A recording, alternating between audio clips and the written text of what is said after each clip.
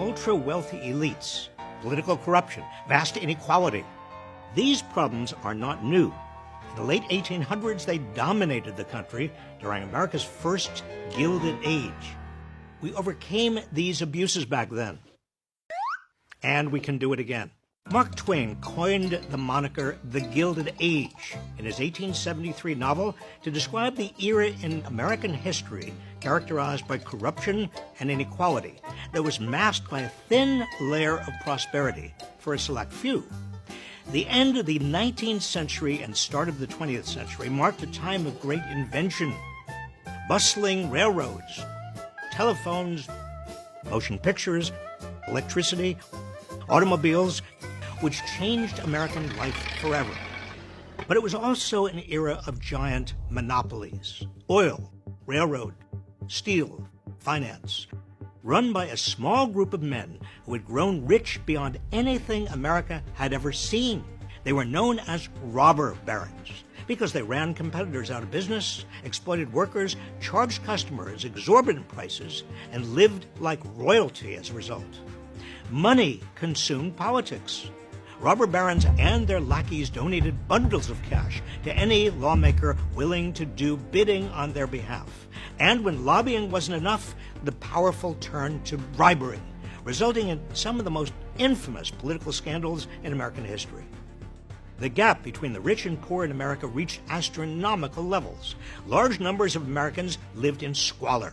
Anti-immigrant sentiment raged, leading to the enactment of racist laws to restrict immigration, and voter suppression, largely aimed at black men who had recently won the right to vote, was rampant. The era was also marked by dangerous working conditions. Children, often as young as 10 years old, but sometimes younger, worked brutal hours in sweatshops. Workers trying to organize labor unions were attacked, sometimes killed. It seemed as if American capitalism was out of control, and American democracy couldn't do anything about it because it was bought and paid for by the rich. But Americans were fed up, and they demanded reform. Many took to the streets in protest.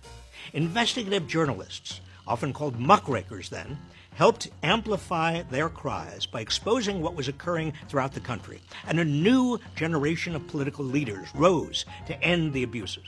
Politicians like Teddy Roosevelt, who warned that a small class of enormously wealthy and economically powerful men, whose chief object is to hold and increase their power, could destroy American democracy. After becoming president in 1901, Roosevelt used the Sherman Antitrust Act to break up dozens of powerful corporations.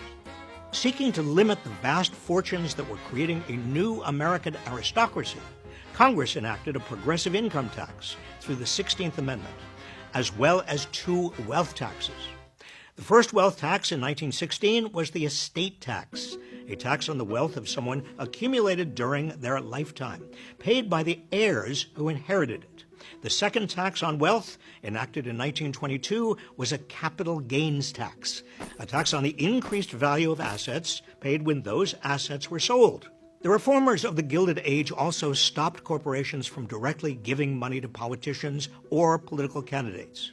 And then Teddy Roosevelt's fifth cousin, you may have heard of him, continued the work through his New Deal programs, creating Social Security, unemployment insurance, a 40-hour work week, and requiring that employers bargain in good faith with labor unions.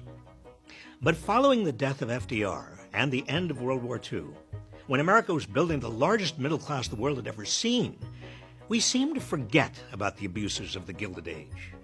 Now, more than a century later, America has entered a second Gilded Age. It's also a time of extraordinary invention, and a time when monopolies are taking over vast swaths of the economy. So we must renew antitrust enforcement to bust up powerful companies.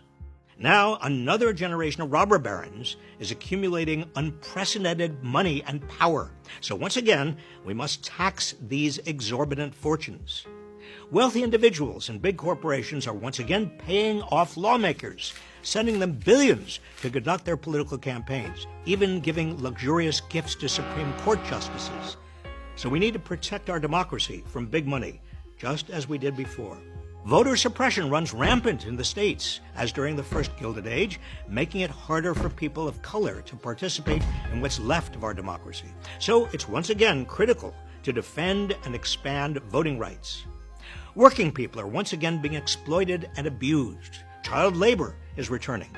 Unions are busted. The poor are again living in unhealthy conditions. Homelessness is on the rise. And the gap between the ultra-rich and everyone else is nearly as large as in the first Gilded Age. So, once again, we need to protect the rights of workers to organize, invest in social safety nets, and revive guardrails to protect against the abuses of great wealth and power.